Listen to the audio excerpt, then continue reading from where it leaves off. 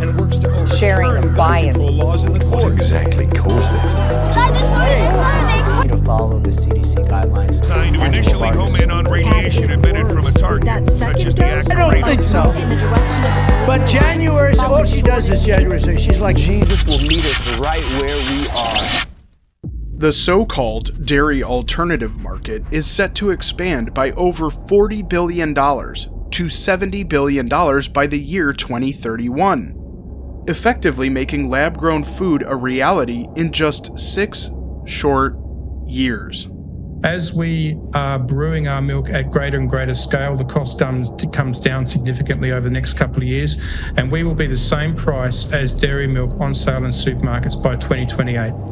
This includes lab-produced meat, milk, and infant care products that is expected to capture an entire third of the market by that time.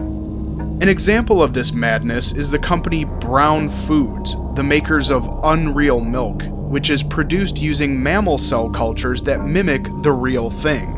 We've made batch productions, we've tasted it, we can't tell the difference. It's because you start with those nature identical proteins and then you make it up the same way via what's called a casein micelle, tangles that nutrition together and makes it bioavailable just the way nature intended.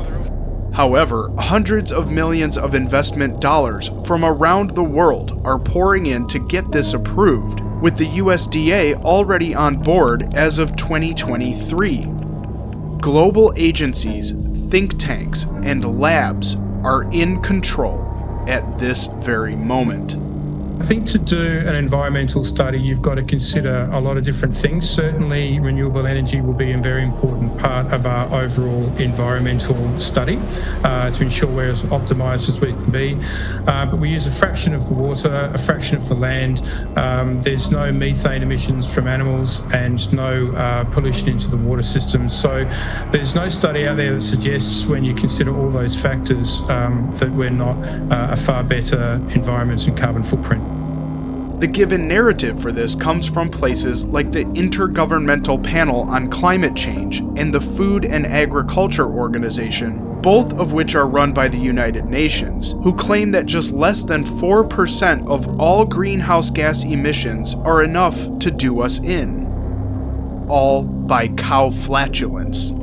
I think renewable energy, and in fact, as virtuous a solution every step along the supply chain as you can, is what's most important. All businesses should be doing that as part of their ESG. But the impact on actual farmers, the impact on waste from these sites producing the fake dairy, the energy necessary to do this in the first place, a current lack of regulations on the matter, as well as contamination from facilities that may not be up to standards, should all have the public here at home in the United States and around the world concerned.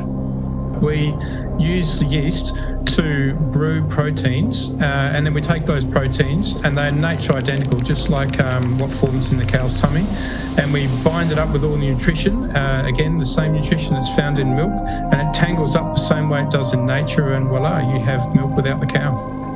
And just like the mRNA injectables, none of this has been tested in long-term studies to make an informed decision before the product is rushed to the market and in your body. What's wrong? You don't want Bill Gates feeding your baby? This is James Anthony reporting. Jesus will meet us right where we are. Thanks for watching this report. Head on over to jamesanthonyreport.com, click the live link in the description, or scan the QR code on your screen right now to support our sponsors.